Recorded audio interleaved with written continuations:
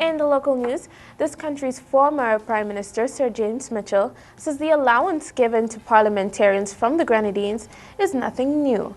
Speaking to IKtv News on Wednesday, Sir James said he, however, supports the initiative. There was a time, even in the colonial period, when I got an allowance for the Grenadines and Mrs. Joshua got one for North Windward. It was then described as a hard area allowance. And what was it? $50. It was not even enough to keep you in sandwiches on the way. And I support the idea of helping parliamentarians to meet their costs. In more news relating to Sir James Mitchell, in an exclusive interview with IKtv, Sir James said he was saddened by the passing of Trinidad and Tobago's former Prime Minister and President Arthur N.R. Robinson. Last time I met him, we were going to a funeral, going to a wedding, and he invited me to join him in his car in Trinidad, and we discussed writing autobiography, and he told me that the Trinidad government had provided him with a facility to have someone transcribe his notes. It is sad that he did not do it himself in the time when he could have, because his time was a very important time in the history of Trinidad and Tobago. He made a great contribution. His name will always be remembered. I thank him what he did for us in St. Vincent and the Grenadines, and may he rest in peace. According to the Trinidadian Express, the 87-year-old passed away around 6 a.m. on Wednesday at the Sinclair Medical Center after ailing for some months. The media house stated that Robinson's passing was confirmed by the country's National Security Minister, Gary Griffith, who said that a state funeral is being planned. Robinson has had 2 terms to his name during his political life. He was Trinidad and Tobago's 3rd Prime Minister and had served that capacity from December 18, 1986 to December 17, 1991. He was the first active politician to be elected president and was the 3rd head of state of that federation, serving his nation from March 19, 1997 to March 17, 2003. Organizer and founder of the Phenomenal Women Conference, Karen Hines, says she is very proud of the event, which is into its 2nd year. We've done a few new things. So in 2014, we've added a teen component. Right. So for young ladies 13 through 17, what we've done is Friday from 1 to 4, we had that piece at Methodist Hall, and then Saturday is for the adult women. This is just the beginning of what we're going to do, not only in St. Vincent. It's a global women's conference. It's not just for St. Vincent women. Right. So we have women coming in. Last year we had women from 5 different countries coming in just for the conference. This year is no different. We have women coming from, of course, the UK, the US. We have St. Lucia coming in, from Trinidad, different places in the region.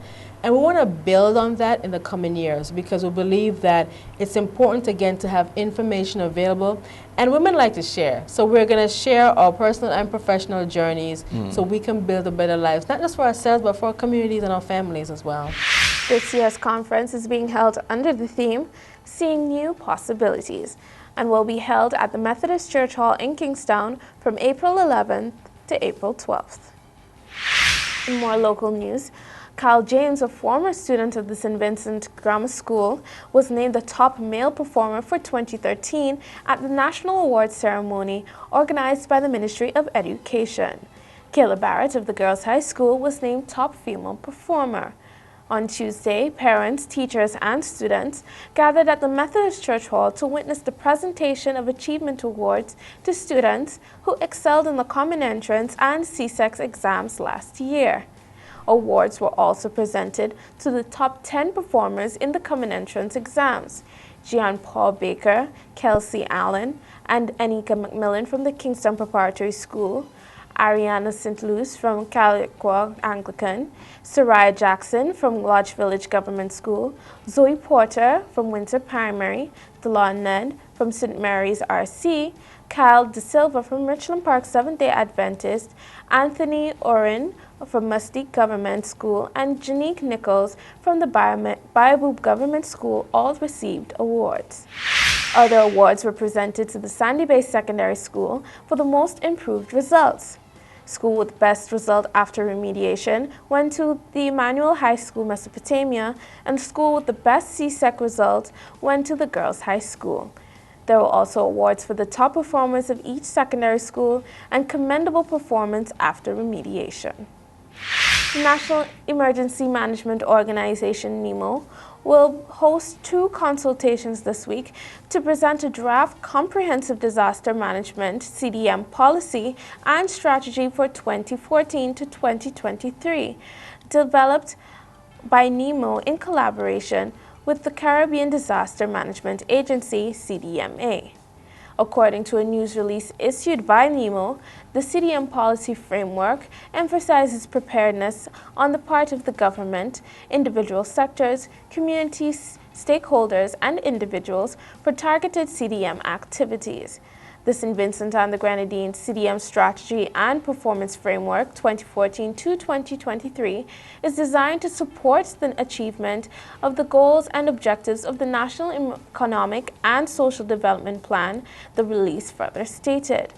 The first consultation, which targets permanent secretaries and heads of governments, gets underway at the Ministry of Foreign Affairs conference room on Wednesday.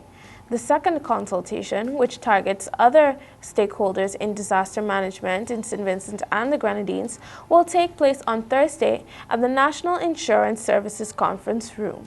The consultations are being facilitated by the disaster risk management specialist and consultants on the policy and strategy, Charlene Dabriel. That was your local news segment. Your regional news is coming up after this.